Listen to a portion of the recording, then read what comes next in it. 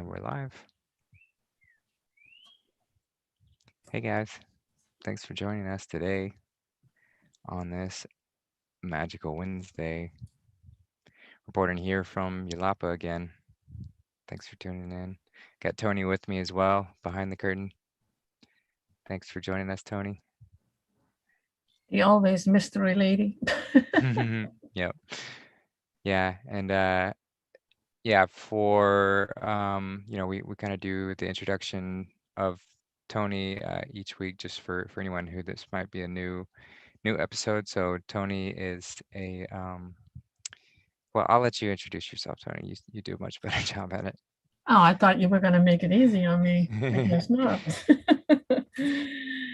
I am trained by Dr. Morse, who is a naturopath and frugivore.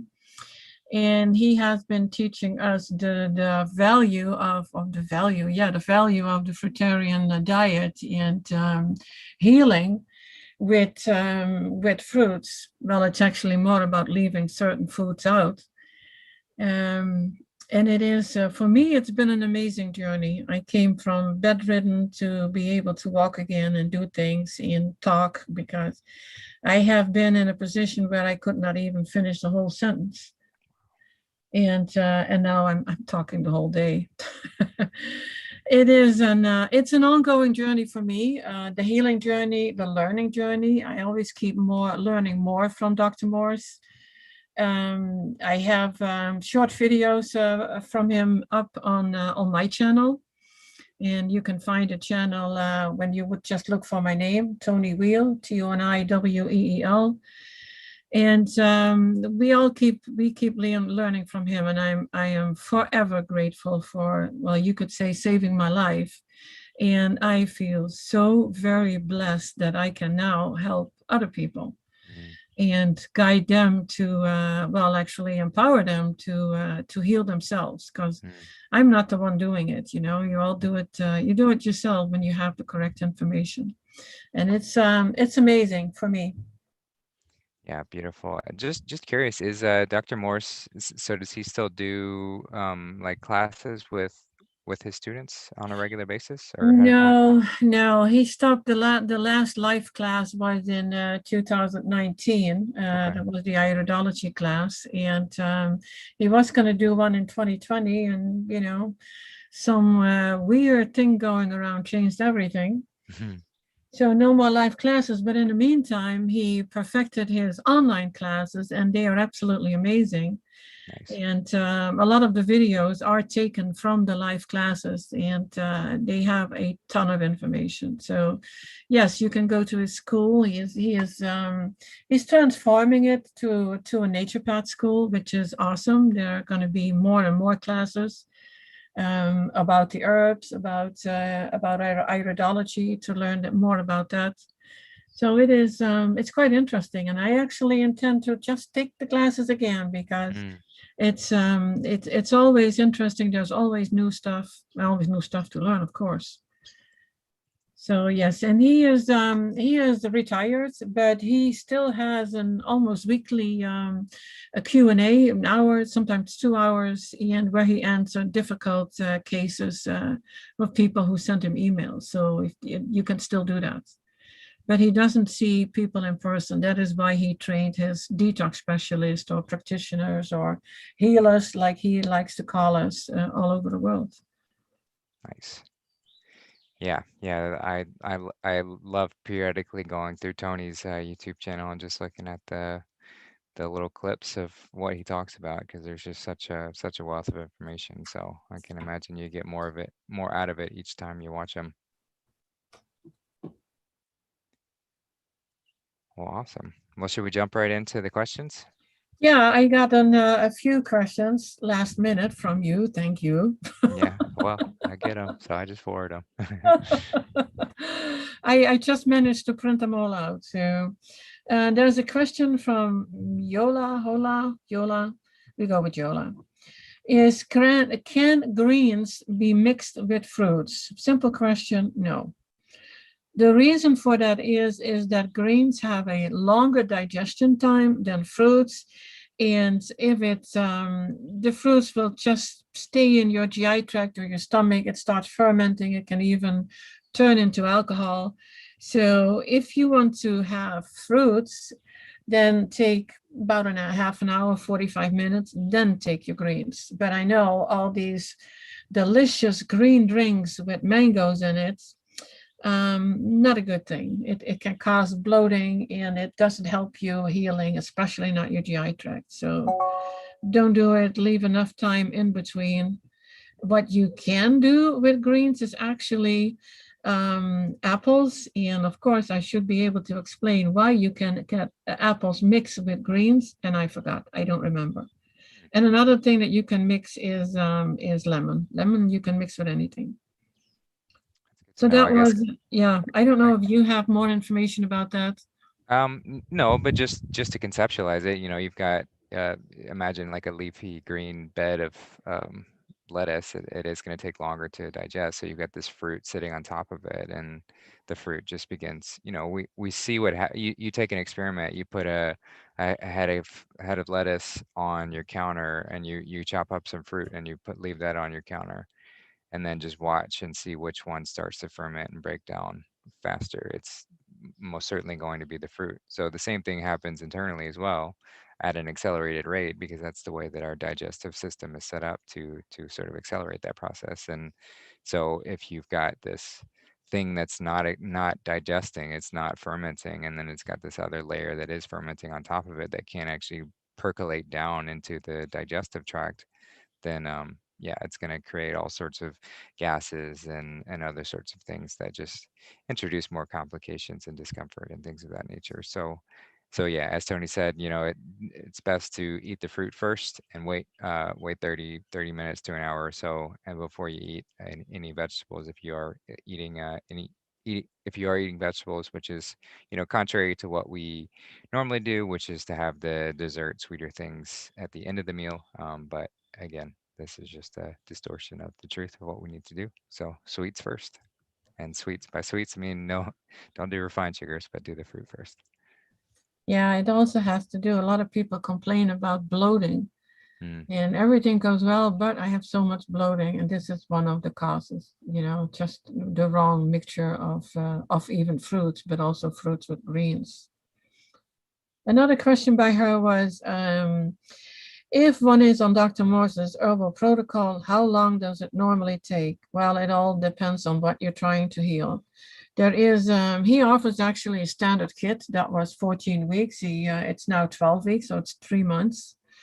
And it takes however long it takes. It's not, you don't take herbals for a lifetime, like with pharmaceuticals. You take them for a short time. I would actually say maximum 3 months, and then you see how you're doing, and stop for a while, and before you look into, like, okay, what do I need now? Are my kidneys filtering? Is my lymph moving?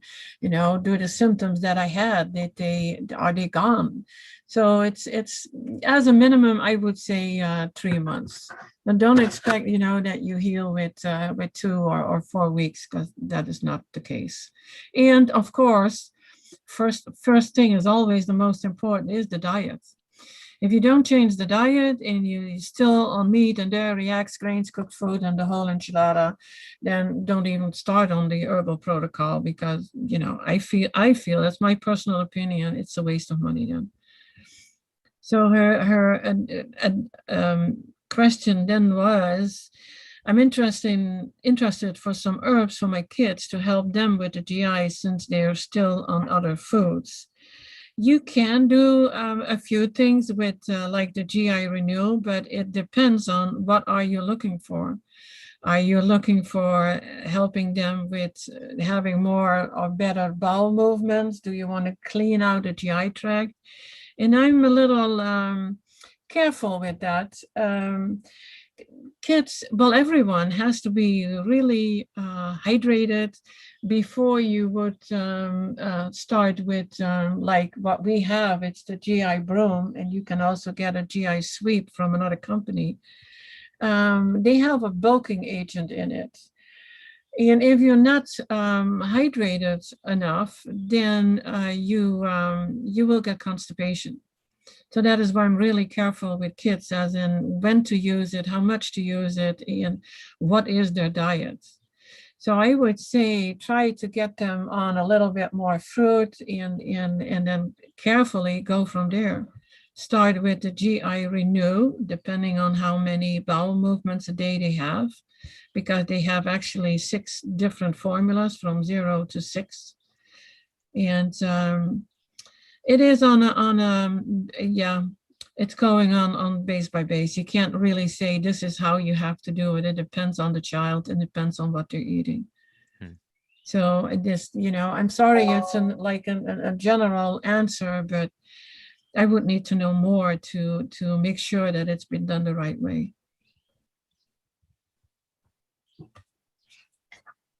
And then we have the next question is about insect stings. This comes from Bee Lady.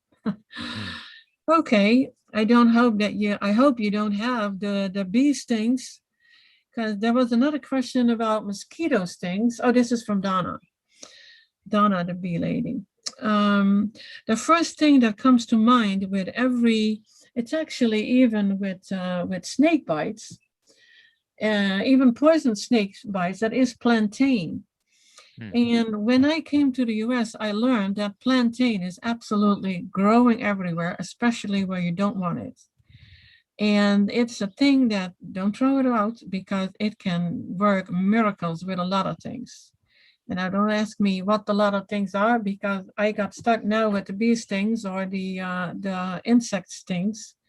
But plantain is one, and if you have like swelling, then definitely start with ice packs to get the swelling down a little. But the swelling, it's lymph. It's a healing process. That's why it is swollen.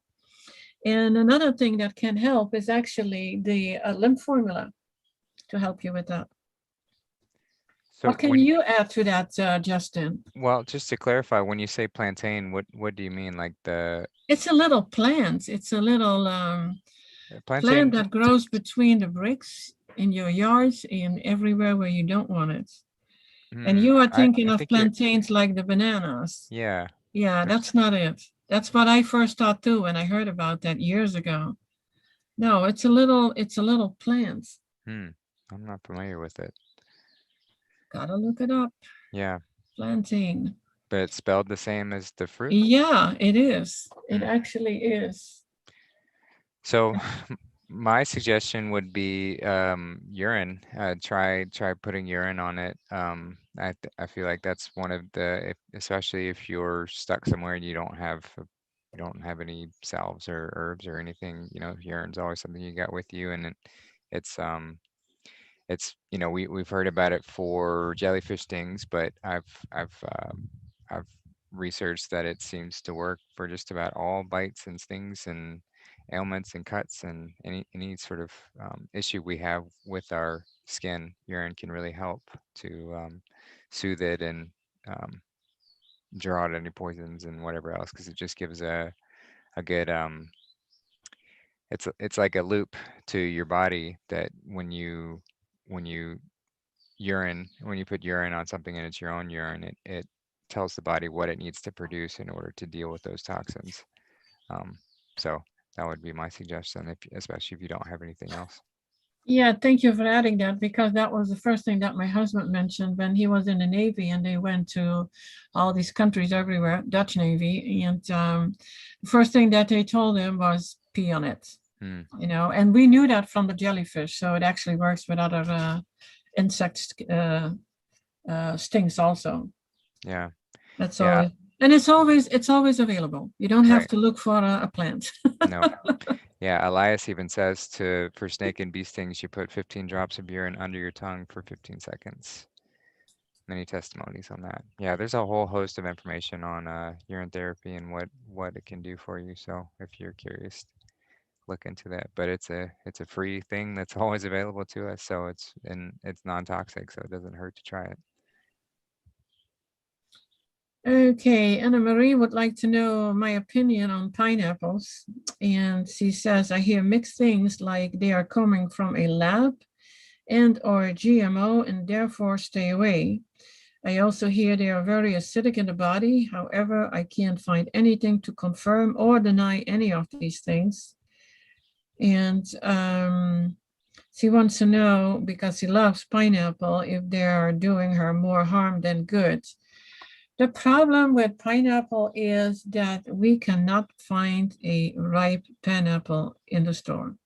If you have a pineapple tree, pineapple plant, and you can leave it on until it is ripe, absolutely eat it, because it's very healthy actually. The problem is that we never get them ripe. If I go into the store, even on the farmer's market, they're green. And yeah, we do the sniffing test, like, okay, how ripe is it? But then I learned that, is it really ripe when it smells bad, when you know that they actually have been picked unripe? And according to Dr. Morse, he is clear. He says that they just start fermenting, and that is what you smell. And the last time that I did my smell test, it's really funny if you see me on a farmer's market smelling the pineapples, or my husband does that. But I could actually smell the rotting in it. So I stopped eating them. That they are from a lab and or GMO, I have not heard that before. I don't know anything about that. But yes, they are not healthy when picked unripe. And they are then acidic, because you can actually feel it. For me, it burns in my mouth. I can barely eat one piece. Yeah, that's the bromelain from, it's a protective mechanism for the fruit. It produces that acid within it to keep things from eating it before it's ripened. So it's doing its job, but it is painful, which is unfortunate because pineapple is so delicious. And so we just need to all start growing our own pineapple, which I know, Toni, you've grown one yourself. And yeah, there is one growing, and it is a extremely slow process. It's one, and I actually grew it from a bought pineapple. And yeah, it is amazing how it keeps working, because it was completely neglected over the winter time, and it starts growing, and it's getting beautiful. nice. Yeah, don't you just take the stalk, you just peel you pull the head off, the little green part, and just plant that. Isn't that what grows? Actually, I just cut off the top part and I put it in soil. That was all I did. Yeah. And it did not want to die on me. And I had forgotten about it. It was in a little corner, and it was in some water and a little bit of soil. And I put it, eventually after months, I put it in soil, and it keeps growing and getting bigger and bigger. The plant itself, not necessarily the pineapple. Right. But there is a pineapple. And I'm going to leave it there until it is green, or green until it is nice yellow. And I just hope that I beat the critters outside. We shall see. Yeah, yeah. Well, we're excited to hear about that.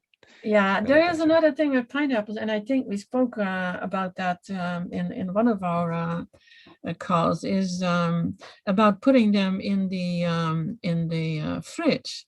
And because I had mentioned that when you buy frozen pineapples, they are picked ripe and then frozen right after picking.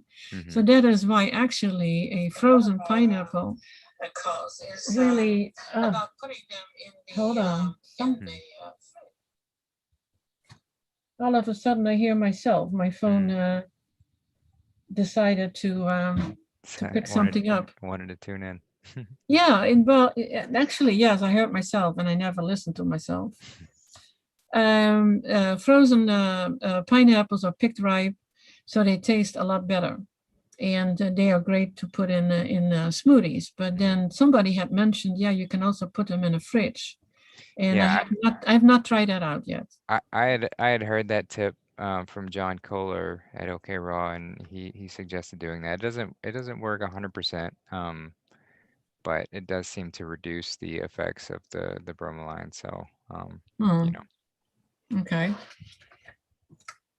Well, it's always interesting, to try things out. But I still believe that when you really pick it ripe and and it is then frozen, it's better to use it that way than eat acidic, unripe fruit.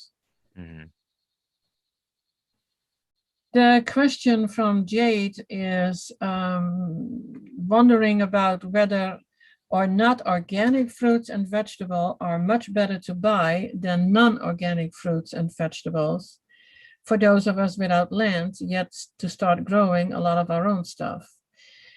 If I can elaborate on whether or not the non-GMO project verified foods are better for you than those that are not non-GMO project verified. The thing is, with now they put these labels on it that it is GMO project verified. I think it's just another gimmick. I don't believe in it. Maybe it is okay. It's not GMO, but there is on every fruit or veggie, there is a label. And the organic numbers start with a 9. The ones that have been sprayed start with 4 or 5, and the GMO, I don't know. I don't know if it was a 4 or a 5. And the GMO has their own code. So that is how you can see it. But would I buy a non-GMO verified fruit before I would buy organic fruit? No, because, you know, if it is organic, it's organic and it tastes better. And I can't say it's really perfect, because even the berries don't taste as good as they once did, even the organic ones. Mm-hmm. Sadly enough, I have a few bushes now in pots in my own, well, I can't even say yard because it's a little bit. But anyway, they actually taste sweet. So whatever you buy in the grocery store, or sometimes even the farmer's market, it's hard to, you know, to say with the taste which is better. Non-GMO project verified, my opinion is it's just another gimmick. Yeah, I mean, I would say it's probably better than if it didn't say anything at all. You know, if it's another layer that says it has to be non-GMO. But I agree, it's most likely just but you know, marketing. they already, the GMO fruits and vegetables have a code that it makes it recognizable. Right. Now, not everybody knows those codes, but you can easily Google it. And I should have written it down, but I got this email a little late and I didn't search it. I didn't look for it. But I always look at, you know, that 9 in front of the number, then I know it's organic. Right. Today I actually saw, because today was my my weekly fruit shopping day, and I saw that the organic fruits per pound were $1 cheaper. This was with oranges. Wow. Cheaper than the non-organic. Interesting. And they still come from California, not from Florida. Interesting.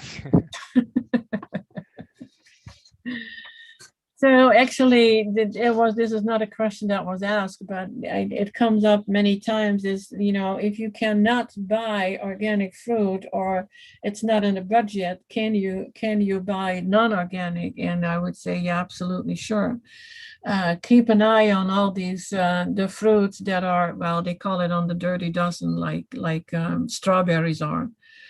But as with strawberries, it is like they are always picked unripe. So it's so hard to find a good strawberry, even the organic ones. Mm-hmm. But if you cannot buy, for instance, grapes is a big thing with detoxing, because it's so astringent and it helps you so much. If you cannot buy any organic ones, buy non-organic ones and just wash them thoroughly. You can even wash them, well, baking soda, vinegar, food, what do they call that? And not, of course, not the cleaning vinegar.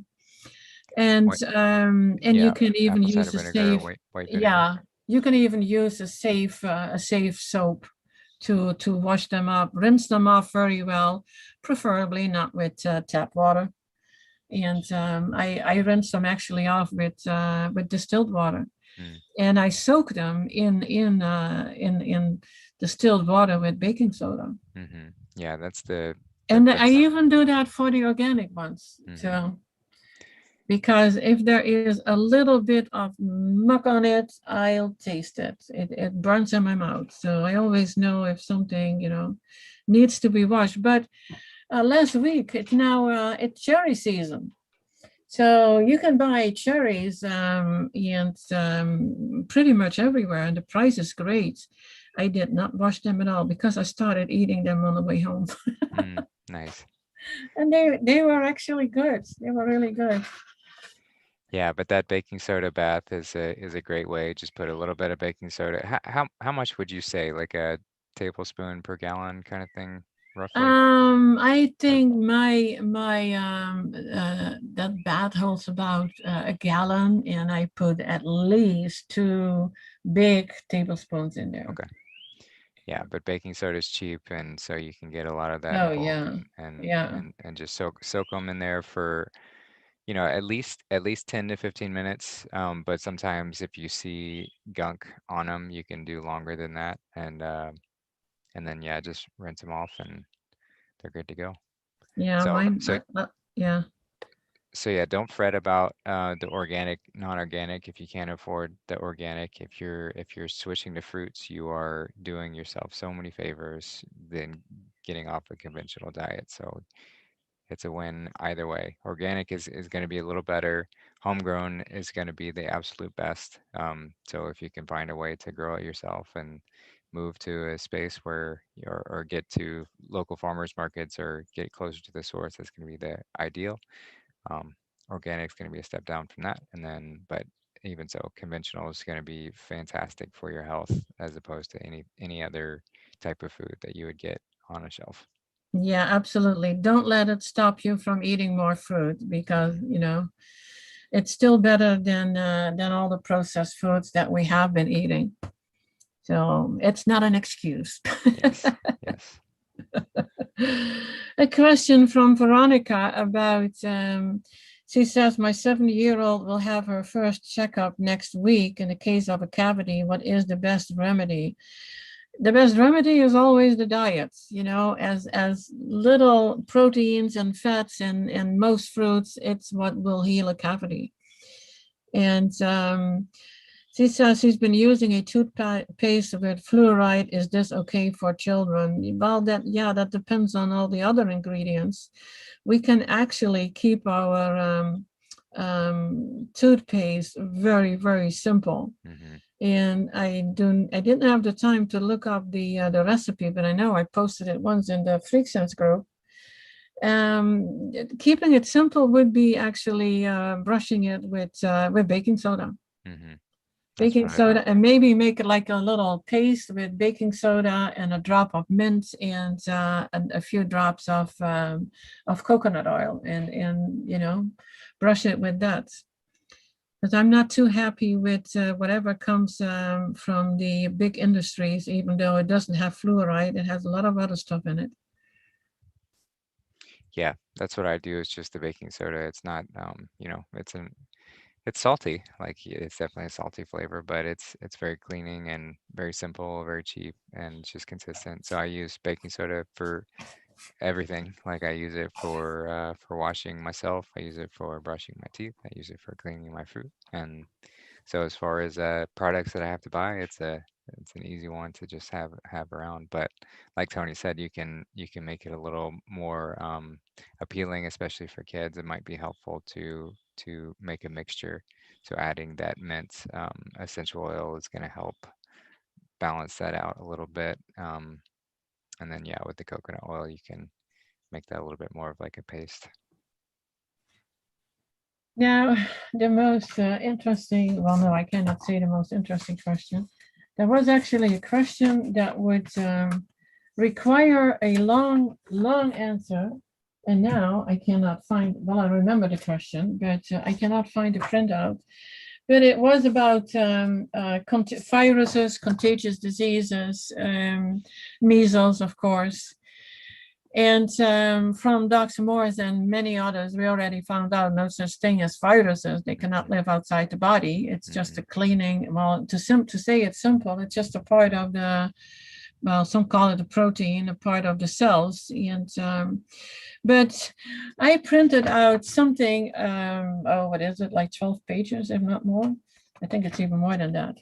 And that is about the germ theory, the linchpin holding the entire hoax together. And I found that there is a Facebook group that is called Terrain Model Refutes Germ Theory.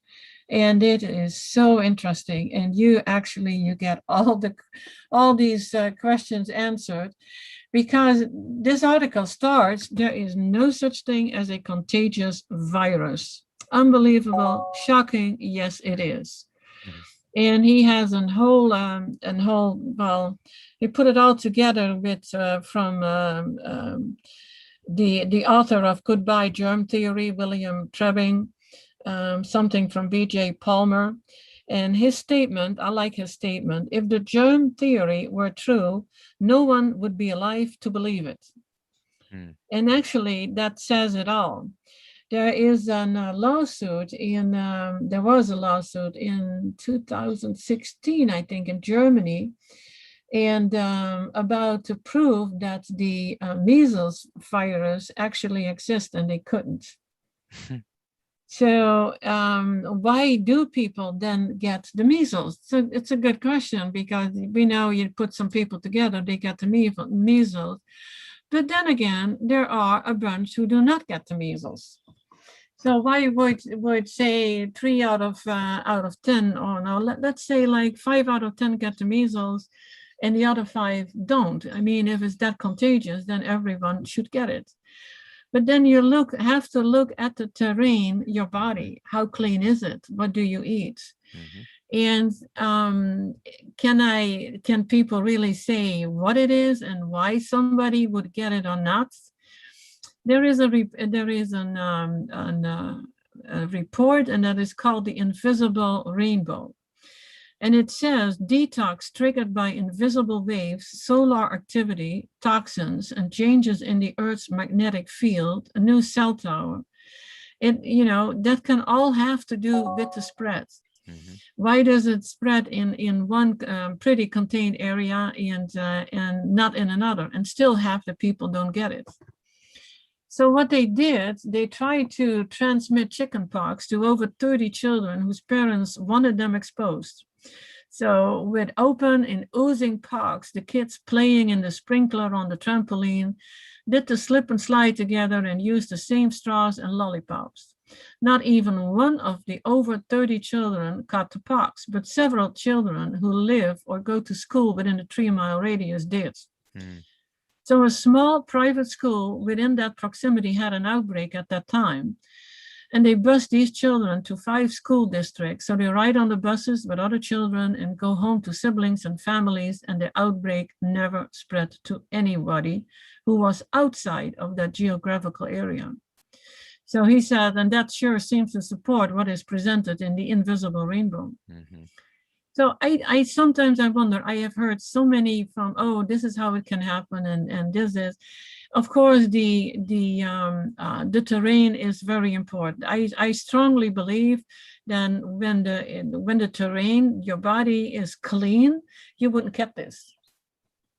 You wouldn't. Yeah, I think you wouldn't get it, because but on the other hand, as a child, you also need to develop an immune system. So that could be a reason that some kids do get it if it's necessary. So I don't have the answers to how it works, but definitely not how they say, and definitely it's not a vaccine that will prevent you from getting, because I think we already know that, was that a few years ago in New York, in the area there, that a lot of vaccinated people got the measles. Yeah, well, I mean, I've from what I've researched, it's the vaccines that are most likely the culprit of where the diseases come from in the first place. Like they're all of these illnesses are largely bioengineered to be spread as toxins, and so put the toxins either in food or water sources or spray them in the air or put them in vaccines or however they seek to administer them. And you mentioned the electromagnetic waves from technologies and things of that nature can stimulate them as well.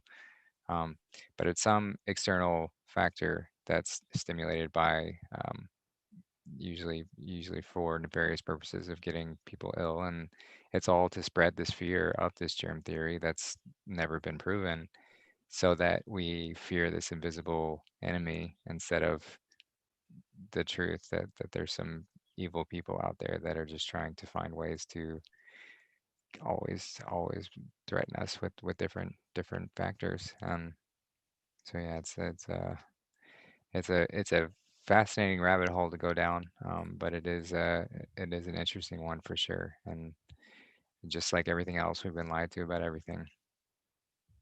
Yeah, it is. This whole write-up is very interesting. So if anybody is interested in getting it, I'll email it to you. This reminds me of my daughter when she was 6 months old. She was not vaccinated.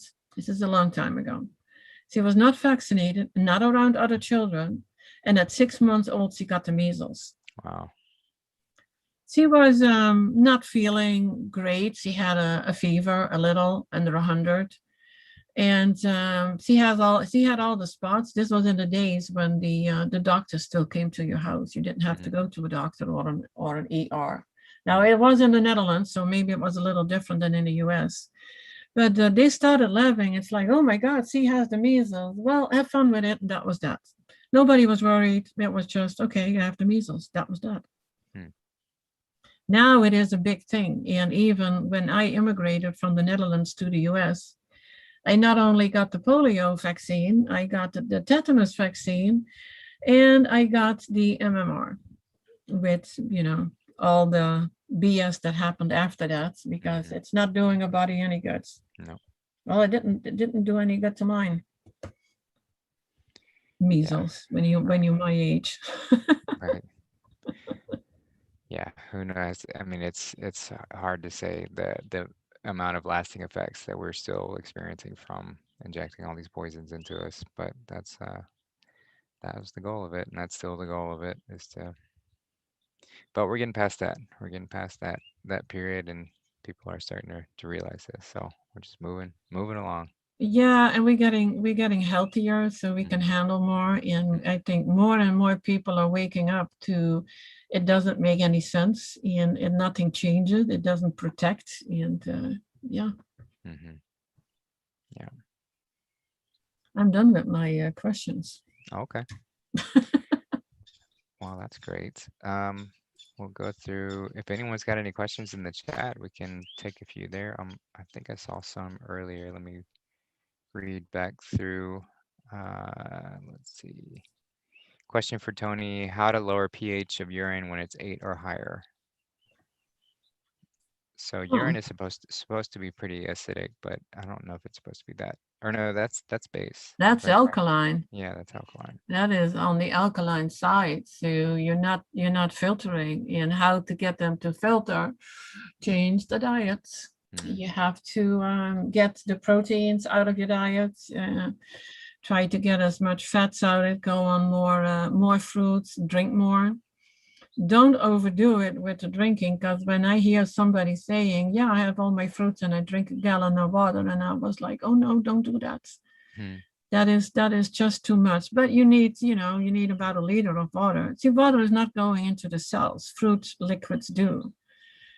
But yeah, it is transition to more fruits, get your kidneys filtering, and get the acidity out of your body.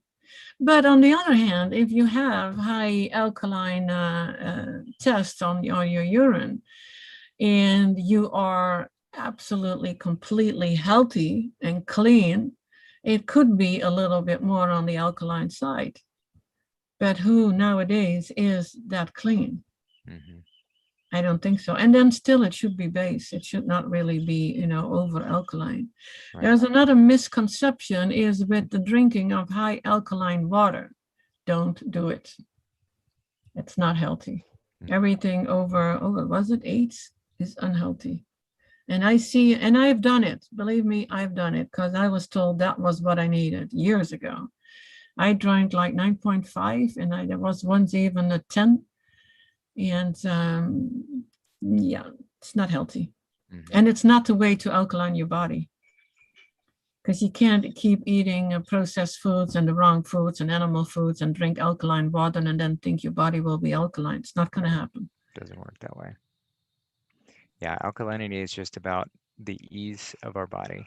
So the more things that we consume that are easy to digest and process, the more alkaline we will be. And fruit is the easiest to digest. It is the closest to the form that our body wants to convert it to, which is the glucose. So it is very alkalizing. I like that explanation, the ease. Hmm. Yeah, it's ease or Yeah, disease. Ease or disease, your yeah, choice. absolutely. I haven't thought of it that way. Hmm. Very good. All right. Josiah Chambers says, is juice pasteurization safe and does it retain its nutrients? So it's essentially like you're cooking the juice. So you are destroying the life in it when you pasteurize a juice. Um, that's why pasteurized juices can last so much longer than fresh juice. Fresh juice can last maybe like 20, 24 to 48 hours if it's not vacuum sealed, and maybe a few more days if it is vacuum sealed. Um, but pasteurized juice can last weeks, and that's because and that's what it's doing in our bodies too. It's anything that doesn't ferment naturally is going to be harder for our body to break down and not nearly as easily utilized. So pasteurized juice is a no go from my perspective. There is something that I learned from Dr. Morrison that was actually about grape juice. And he said, if you, wintertime, no grapes, if you cannot get any grapes and you really want to go on a grape juice, and you can only get, now we're talking about the Concord juice in bottles, Mm, pasteurized. There is nothing added to it. There are no sugars, no preservatives, no nothing. He said, if you can't get anything else, then you can still do that. Now, my preference would still be fresh orange juice or fresh apple juice. mhm. But I can see when you are in a position, there's nothing that you can do. You're traveling, maybe. Then the pasteurized, and this is only for the grape use, because grapes are so astringent that they still keep some of that even when they are pasteurized. Hmm. That's good to know. It's good to know if I'm traveling somewhere and can only get pasteurized grapefruit, or not grapefruit, but grape juice. Grape, yeah, grape juice, the Concord Mhm. grape juice. Hmm. All right, and let's see any more questions here.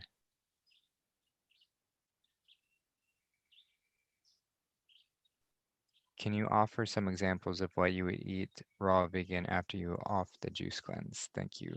Um, So, if you're asking about transitioning from a juice cleanse back to solid foods, you want to go about it slowly, and there are plenty of resources out there to sort of show the best way to do it. But depending on how long you've been abstaining from solid food, you want to take the appropriate amount of days to get back into the swing of things.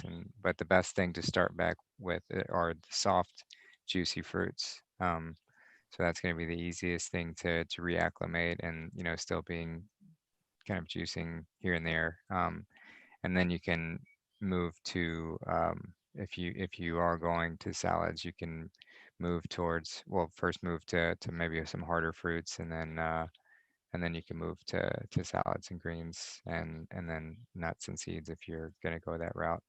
Um, but you just want to take it slow. You don't want to reintroduce hard, complex foods too quickly, because that can just be really uncomfortable and even dangerous if you do it.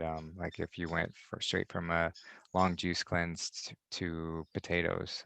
I've I've heard of people even dying from that, going too quickly back onto something like that. So not recommended. It does need to be taken care of. But if I assume that's what your question is, Tony, do you have anything to add to that?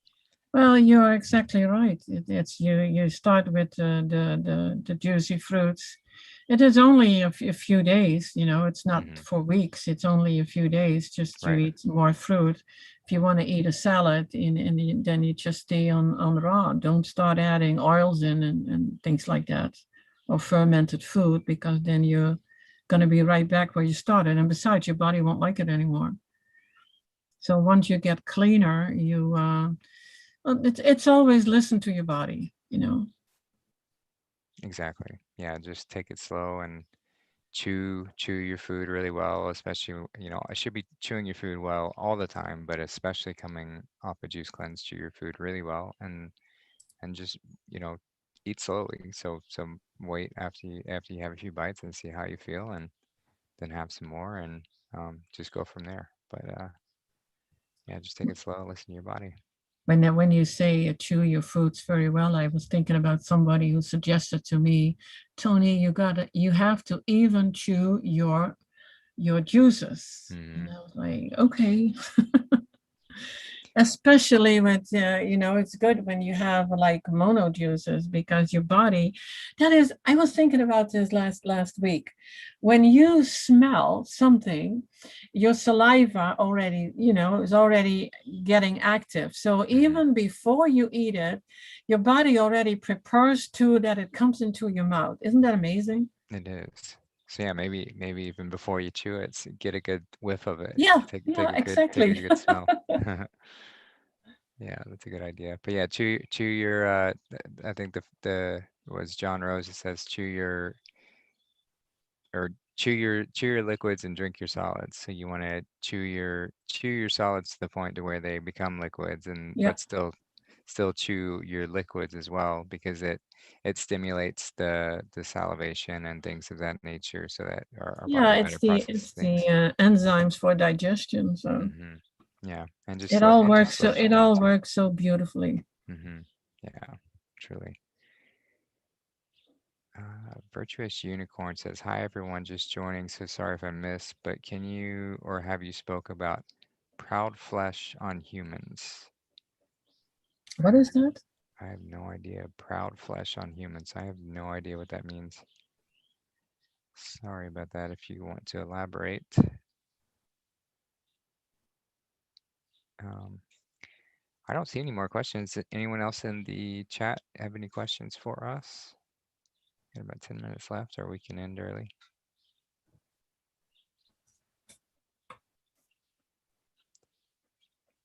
Any favorite foods you have with nutrition in mind? Mm, fruit. All sorts of fruit. That's going to be the favorite foods with nutrition in mind. Oh, thank you. Yes, I remember you were speaking in the transition time of the cleanse. I was really asking about the kinds of food you think are really nutritious for a raw vegan diet. So yeah, again, the fruit. If anything that's a fruit is going to be pretty safe bet. And if you stick with mono meals, that's going to be the best, because you're not bombarding your body with all sorts of different things all at once. Makes digestion a lot easier. Um, so yeah. Yeah, if you think about what is the most healing, then at the top is the grapes, the Mm, dark red grapes, black grapes preferably, yeah, with seeds. and then you would have the watermelon, Mm, and then the oranges, the apples. But there are different fruits in every season, and enjoy what is available and enjoy what tastes good. hmm. But it depends on if you're really sick and you want to heal, like you want to heal your body from cancer, then you absolutely go with the grapes, the dark red or black grapes. Mm, That would be amazing. yeah. But watermelon is doing a great thing in detoxing, but not everybody can handle it. And some people get really sick because of it, and then you have to slow it down. So then pick another fruit that does work for you. So we do respond differently on the fruits depending on what state our body is in. what state our GI tract is in. And there is a thing that is not often talked about, actually. We have a lot of problems with absorption of the nutrition. And I hear even more about people getting very skinny instead of being overweight. And at first it was like, why in the world is this even possible? But then when you look at all the diets and how our GI tract is in the gunk in there, and how much on processed foods people have been, then if your GI tract is not clean, you won't absorb the nutrition. Mm-hmm. And often we have weak parathyroid, so that is something to work on. The parathyroid and absolutely the GI tract. I think that is one of the most important things, the GI tract to heal, the kidneys and the GI tract. Mm. Because you can work on your kidneys and still have a well, can I say the word like a dirty GI tract? It sounds so weird. Unclean? No, it's not a good word either. But it needs to be cleaned out, and that's when your real healing starts. So if you do a juice cleanse, then absolutely don't forget to clean out your GI tract. Yeah, that's good to know. Stan Wingfield says using a straw to drink, copper straw, silver straw, stainless steel straw. I mean, there's nothing wrong with using a straw to drink as far as I know, but if you do use a stainless steel straw, you are going to be adding a positive charge to the liquid, so any type of, or most metals, when they come in contact with it, they add that positive charge, which is not necessarily the best for us to consume. So the silver or copper, I've never seen a silver straw, but if you can get a silver straw, that sounds fantastic. Or a copper straw would both be great alternatives, or they have bamboo straws or wooden straws, which are great. Um, Plastic straws, if you can find one that's a good quality, is going to be fairly neutral, but you just have to make sure you don't heat it or put it in acidic juices because the plastic can break down. You don't want to get that in there. But I don't really use straws. I'd rather just drink it normally. Can you tell me more about that stainless steel straw, because that is what I have been using. Yeah, just any time we introduce metals, magnetic metals especially. So stainless steel isn't going to be as bad as like iron, for example. But if it's a magnetic metal, it's introducing a positive charge to whatever come in contact with. But And so what helps us process things a lot better is to be grounded and balanced, and we're naturally already positively charged beings. And so anything that we introduce that's got a positive charge on it, it's just going to increase that imbalance. So if you look at fruit, for example, it has a negative charge, and anything that grows from the ground, just touching the ground or touching trees, have a negative charge on our body. So it helps dispel things. So I try and avoid any metal contact with things that I consume as much as possible. So try and using bamboo or wood cutlery or silver, and precious metals like copper, silver, gold, and things of that nature. That's why one of the reasons why they have such valuable properties is because they have a different effect than most other metals on them. I have seen glass straws too, Oh, but I glass, think, yeah, glass is yeah, great too. bamboo would be an option. Hmm. Huh. Well, there goes my stainless steel straws. Hmm. Yeah, I mean it's not going to be the worst thing, but if you're wanting optimal, it's a good thing to note. Yeah. Let's see.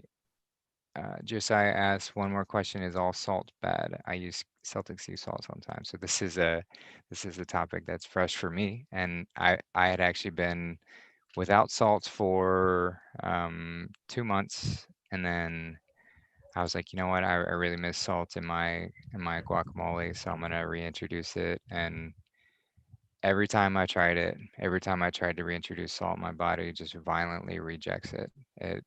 I get this horrible diarrhea, and even if I keep eating it, my ankles start to swell up really, really badly. So as stubborn, and I was like, surely I can get over this. Surely I can get over this to where salt doesn't affect me anymore and I can keep eating it. But it really didn't work. Like no matter what, I still had these horrible effects. And so I'm just uh, it's a sad sign, but it's a good sign as well because it's just indicating that salt is really not for my body, and God's asking me to go to that next level, to just let go of the salt, and it's not for us.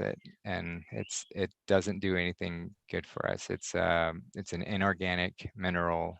The only things that can absorb inorganic minerals are plants. So salt is great for adding to plant soil. If you add salt water, sea salt, or seawater is fantastic. But if you add, Himalayan salt to uh, to water and spray that and pour that in your plants, it's fantastic for them. But as far as us, we can't absorb these things. So as soon as we introduce it into our body's immediately trying to get rid of it. And that's why salt makes us thirsty, because we're our body's like, hey, I need something to flush this junk out of here. Um, so there's, it is tasty. I get that. But there's really nothing good that comes from it. And so if anyone's dealing with getting past those cravings, I use sea vegetables, so seaweeds, as a kind of segue between. But I'm committed to the no salt, not necessarily by choice, but I'm here with it. Well, that's how you learn, Yeah. trial and error. Hmm. I have an amazing document, and the title is Salt is a Poison. Hmm. And it explains why it is a poison. So if anybody wants it, just email me and I'll send it to you. I had posted it in the Freak Sense group before, but that group is gone. I love salt, Hmm.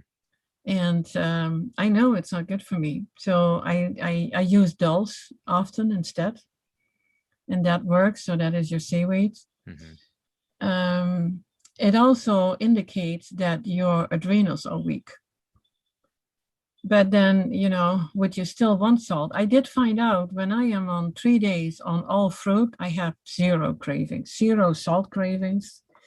So it is amazing how fast your body can actually adapt. And it's just in our mind that we need it.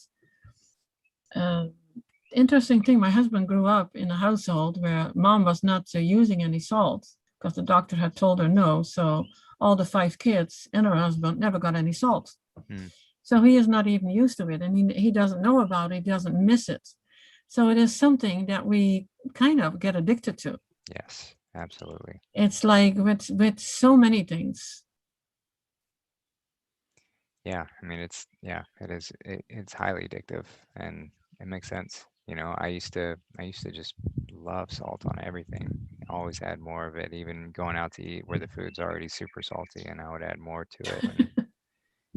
And yeah, but those Yeah, times are gone. when you look at it, it's like, should we even eat food? You mentioned the famous addictive guacamole or avocados. Hmm. They don't really taste that great without any salt. I mean, you have to get used to the taste, and you Mm. can, that definitely has some taste, but I like it with salt and pepper and curry, Mm.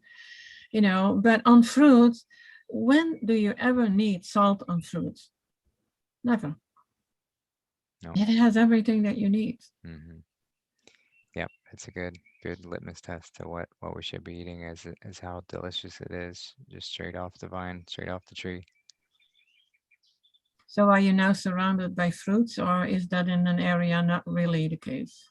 Oh yeah, I mean, surprisingly, there aren't. I mean, all fruit trees can grow here quite well, but I was a little disappointed that there aren't quite as many fruit trees growing around. But we have taken some walks and found pastures of mango trees, and so we've gone picking those, um, and we were going to go on an excursion with a local who is a he might be a fruitarian, or he loves fruits, and so he knows all about where the fruits are. So he was going to take us exploring and go on and pick some. Um, so hopefully we'll do that soon. Yeah, because I was thinking this morning about, well, I was at a grocery store and I got some blackberries and other berries. And I was thinking about, way back when I walked to school, it was along a dirt road and there were bushes, and it was just after the summer, and you had the blackberries and other berries everywhere. So going to school and coming from school, that was just a normal thing. You picked them. Now, this was in the Netherlands, but when we look now, those things are not there anymore. There's nothing like that growing in the wild.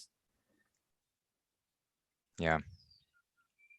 We have to change that. We really do.